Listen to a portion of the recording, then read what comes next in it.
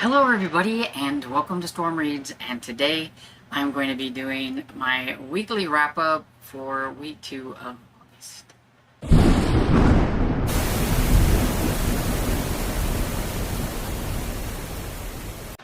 So I am participating in Garbaugust and Oldest August and Murder She Wrote, Readathon, and all those kind of things. So I've got a lot of things going on and everything, and so these are the books that I managed to finish for some of those things.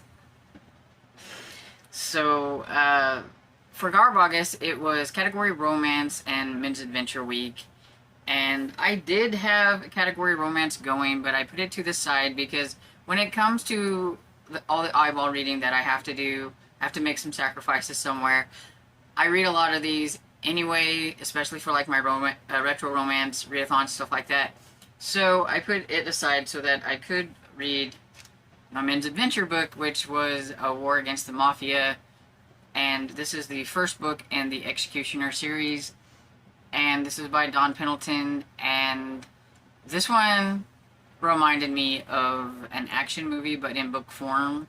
I grew up watching action movies. My father loves action movies. If he was a reader of books, he would have liked these, but he is not a reader. He would watch the movie. If a movie was out with this, he'd watch it, but he doesn't read. But this first one is about Mac Bolan, who is a military man. He's been in Vietnam, and he has he's come back to the States, and because he finds out that his father has killed his mother and his sister and injured his brother and then killed himself, and it's all because of the mafia. His father had loaned some money, or had got a loan from the mafia, and even though it says on like the books that he has paid it back, they keep telling him that there was interest and there was this, and they just won't let him off the hook, and so it just, I guess, made his father kind of go crazy and everything. So Mac is warring against the mafia and taking them out one by one until the end, of course, where he takes out like 20 at one go or whatever. The one thing I was a little surprised about was this kind of like insta lovey type section where he gets injured and he meets this nurse. I think she's a nurse or something. Anyway, she patches him up. I think her name was Val, I think. But he stays there for like a week. She knows what he's done and all that stuff, and she knows that people are looking for him, but she doesn't seem to care and everything. They do have a little romance during this week that she is taking care of him, but like she's like in love with him all of a sudden, and he even seems to have feelings for her, and I'm like, y'all just known each other for a week. No, I think this is more of a lust than a love, but so I thought that was kind of weird. I do think that it's product of his time, and a lot of people would be upset with some of the talk in here, what they call Italians and things like that would not fly, and people would get upset. So, take that as it is. I read this for fun and entertainment, and that's what I got. I don't critically read things. I don't expect to get anything out of the books that I read. I prefer to actually just read for escapism and stuff, and so this did its point. It was fun, it was entertaining. I may have already got the second one. I listened to this on audio, and I may have already got the second one on my Hoopla, because I am really kind of curious to see what the second one goes. I don't have number 2 or number 3 in paperback. I do have number 4. I'm trying to collect these, and so whenever I find them, I pick them up, and I was thankful for Duncan, who sent this to me, because I did have a lot of fun following along with it as I listened to the audiobook. and it's going to make a great addition in my collection, so that's great. And 3 to 3.5 stars. I think I might have gave it 4 stars for just fun and entertainment if it didn't have that like weird insta-lovey thing. A rollover from last week that I should have mentioned first, but I didn't, is The Case of the Musical Cow by Earl Stanley Gardner. And this one is a standalone of this author's. I will say that I prefer the Perry Mason books that I have read so far from this author, but this one wasn't bad. It just kind of stalled out in the middle for me and everything, but I will say that it had kind of a little bit of a twist at the end that, as a reader of crime novels and mysteries and things like that, I should have figured it out. I should have went there. My mind should have went there, and it didn't. So I don't know if it was bad me or good writing. I don't know, but I just didn't go there, and I should have. Like, you know, whenever you finish it and you're like, why didn't I think of that? That was totally it and everything. So I did kind of enjoy that part, but it did kind of stall out just in the middle. I kind of got bored. I was like, when is the trial part going to come in? Because I know the Perry Mason ones are all like the trial stuff, and this author was a lawyer, and I just expected a little bit more of a trial setting, I guess, in this than there was. Now it makes me wonder if the Perry Mason books aren't as much of a trial as I think they are. Maybe due to the fact that I listened to them. I don't know, and I read this one with my eyes. But this is about Rob Trenton, who gets himself in all kinds of trouble. Let's see, it says, he's been in Europe and returns on a boat with a man suspected of dope smuggling. He has driven the car in which the drugs were hidden. He has been at the scene of the murder and fired 2 shots. When the cops find his gun, there were 2 shells missing, and the bullets in Harvey Richmond come from that gun. The cops have sworn testimony of an eyewitness that Rob is guilty. But Rob didn't do it. And he's being framed, and it's a very good frame-up. And he gets kidnapped by smugglers. All this stuff, and all through this whole thing, he just doesn't think Linda had anything to do with it. And I'm like,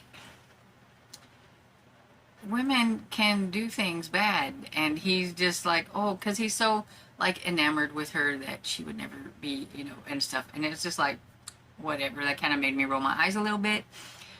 But, and there was this other guy that I kept thinking that he's got to have something to do with things, or whatever. He's just a very suspicious man.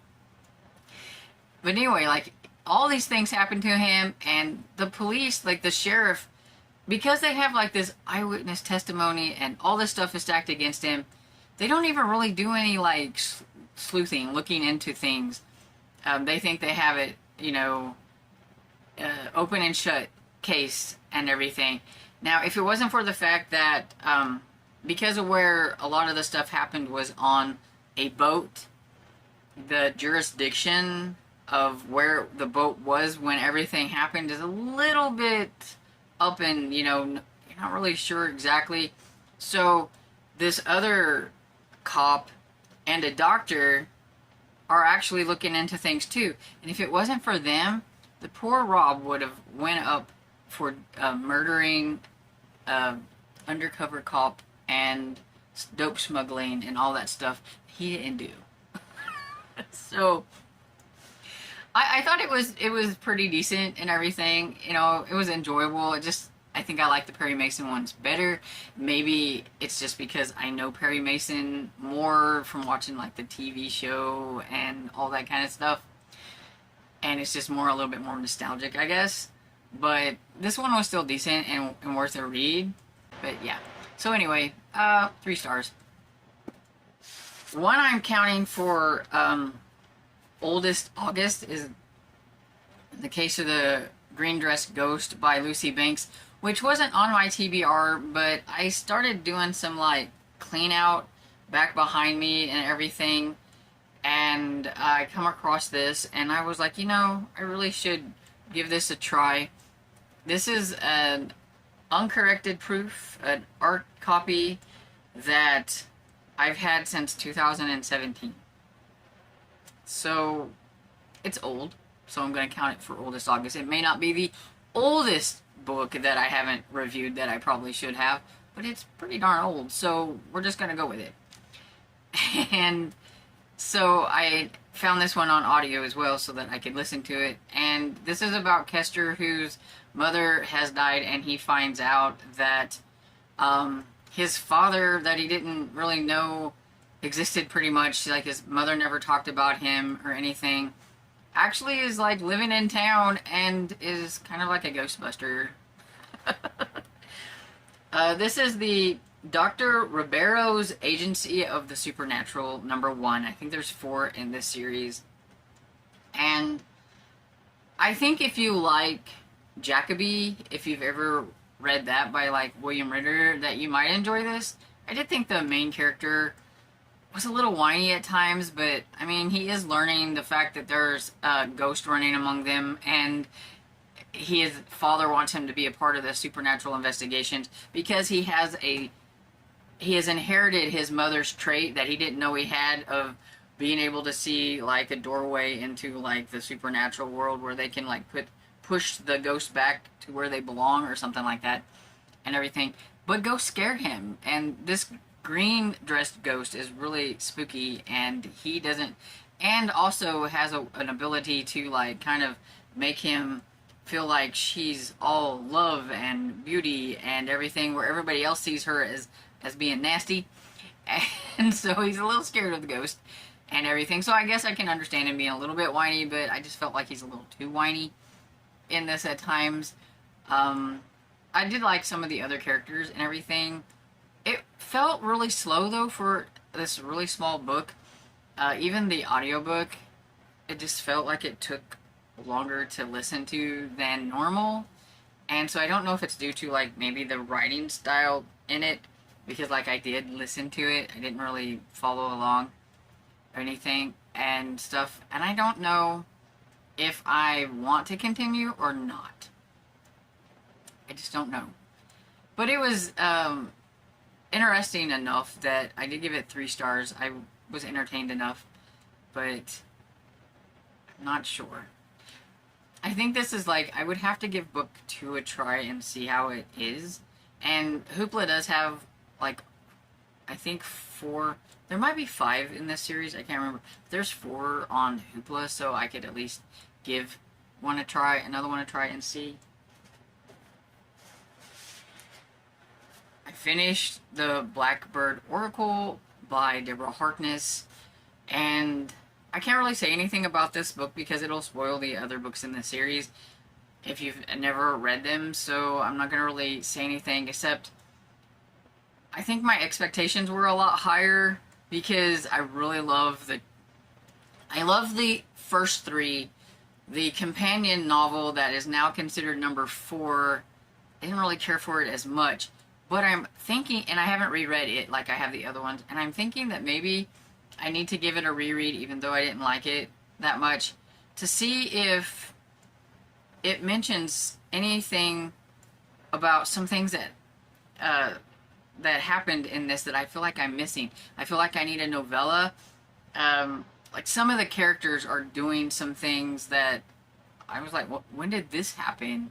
Or whatever. But it has been several years since what has happened in the trilogy that I have back here and everything. And so I don't know if it's just we're supposed to go along with that and the fact that there's been some things that happened and we don't know about it, or did it happen in that companion novel and I don't remember because I've only read it once because I didn't like it, so I haven't read it again.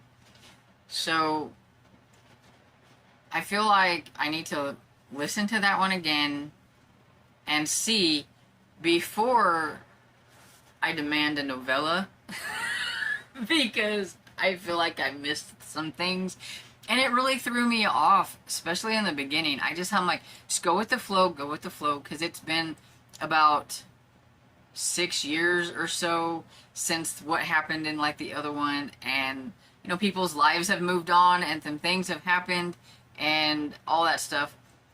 But yeah, and sometimes I didn't like how Diana was treating Matthew and his feelings and things like that, and just other. I didn't like some of those things that weren't really like that in the other books, and so I don't know. I'm really conflicted, and I will probably do a standalone review of this so that I can talk about it, and it will have spoilers and all that kind of good stuff, because I do want to talk about it, because maybe somebody else might know if they've read number 4, The Times Convert, you know, lately. They might be able to let me know. But yeah, so I will do one of those coming up soon. But right at this point, it's setting it like my personal 3.75, but I would probably give it 4 stars on Goodreads. But I do think my expectations were higher, and I wanted more than I got from this. And, you know, it was probably my own fault, because I do love the other series, like the other part of it, so much. I need to think of this as a new era for Diane and Matthew, because the way it ended, I'm thinking there's going to be another one, and so maybe this is like, you know, just the next era of Diane and Matthew and the family and everything and stuff. But yeah, a little disappointed, but still enjoyable. Then I decided, I seen these comics on Hoopla, and I was like, oh, I watched a movie based on the Black Demon, which is this shark, and it's based on like some, I think it is some Mexican like folklore or something like that. So this was an anthology series, and there's 3 that I could tell, that I could find, that there's 3 tales. They're Black Demon tales, and they don't even have like a name, so it's Black Demon Tales number 1. And so you got this, and this one is the first one, and it is set on Baja California, August 1884. And so there's some of the graphics and everything. Let everybody see the graphic style. Got that. And this one is written by what is it? Hector Rodriguez.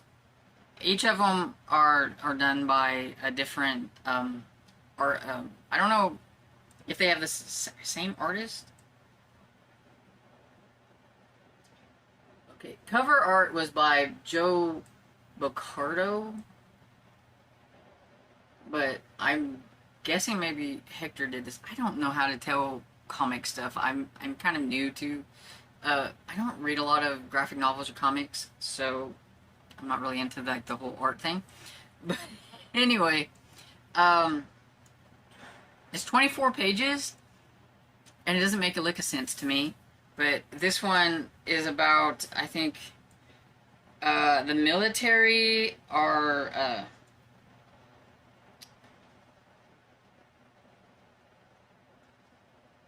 Here we go. We got the big shark. The military was, I think it's like a little bit of a war type thing going on with the military. And there's the big shark.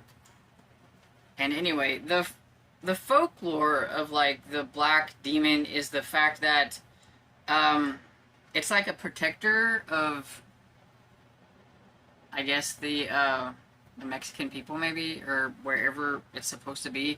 Like, it's the folklore. It's supposed to be like a protector. So like these people were going where they weren't supposed to, and they get ate up by the sharks. And that's 1984. So this is the second one. Got a different looking shark thing. And this one is, it still has Hector Rodriguez, but it's also got David Bowles, and that's the one that's mentioned down here. And this one is set in 1522, and there is the art. And this one is about, like, the Spaniards conquering the people of Sierra Nevada del Ox. I don't know. But anyway, it says somewhere on Mexico's Pacific coast. So, and the shark is very different looking, but we've got, like, it looks like the Spanish conquerors, maybe explorers or something, and they're coming to attack these people. Very not nice. And this priestess calls upon the black demon or whatever, and that's what he looks like. He's kind of funky looking in this one. And then it swallows up everybody, and then it's over. So I'm like, okay. And then we have the third one, which is set in Russia. And this is what this one looks like. And this one is still got Hector Rodriguez, but there is somebody at Felipe Moreno, is written by Felipe Moreno. And this one is about Joseph Stalin. So it is winter of 1953. And Stalin is sick. And he needs some kind of medicine, some kind of, like, fancy stuff. It's kind of like I don't know if it's a miracle cure or something. So these people are going to get this, but these other people don't want them to have it. And here comes the big shark. and everything, the big shark. And it eats all the people, and we're done. So, I don't know. They didn't really make a lot of sense to me. But I read them. And it seems like the art was a little bit different in each of them. And it was just weird that they were set in, like, all these different, like, time periods or whatever. But, you know, I read them. So, I gave the first two 3 stars and the last one 2 stars because it really didn't make a lot of sense to me. But anyway. And I did watch some movies, so I will just briefly go over movies. Now, I watched some movies the previous, like, for the first week, and I forgot to mention them, so I will mention them. I did watch Super Croc and Monsternado and Blood Surf, and they were all really dumb.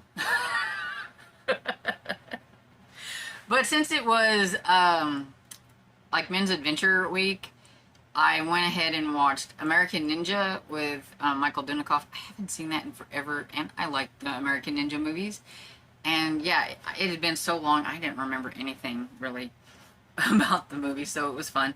And then I went ahead and watched Code of Silence with Chuck Norris, because I'm a huge Chuck Norris fan and everything, and I hadn't seen that one probably in ages either, and so they were both fun.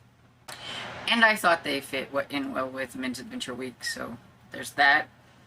And so that's pretty much everything that I've read. I am currently working on my Murder, She Wrote book, which is Rum and Razors, and I am 51% into it. I didn't really care for it at the beginning. It was very, very slow. But we've finally gotten into, like, the murder mystery part, and so it's picked up a little bit, but I can already tell that I don't think it's going to be a favorite one of that series. It's only my 3rd one I've read, since I do read in order, and it's number 3. But I think I like the other ones better. But I think it'll be like that in a big series like this, based on, like, a Murder, She Wrote, because I absolutely love the TV series. So I think they will be kind of a little bit hit or miss, but so far it's okay. Then I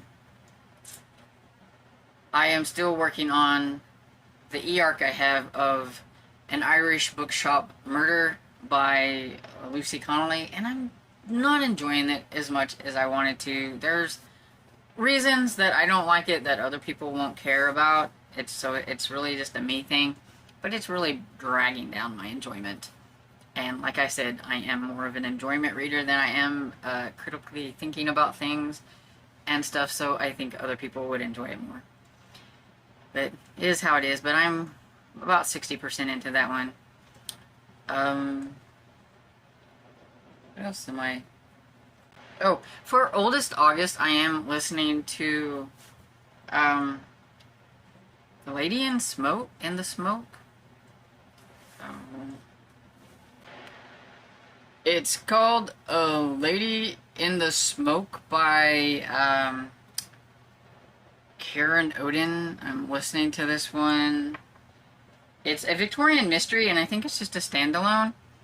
And it's also an older, like, e-arc that I had from NetGalley that I never got to. I don't know exactly when. I didn't look it up, but I came across it on Hoopla, and I'm like, I should probably do that. So I'm just going to do it for Oldest August. I'm probably not using Oldest August exactly how it was intended, but I'm still reading old things that I should have already read, so we're going to take it as that. But anyway, it's okay. I think I'm like maybe about 30% into the audiobook, so it's okay. And oh, I am listening to Grave Peril by Jim Butcher, which is number 3 in the Dresden Files series. This is a re-listen for me. I listened to him the first time. James Marster is just awesome, and so that's really the only way I care to consume the Dresden Files. I would like to collect all of the books, to have the books in my collection, and then maybe at some point I may like actually read them. But I mean, James Marster is just so, he's just so Harry.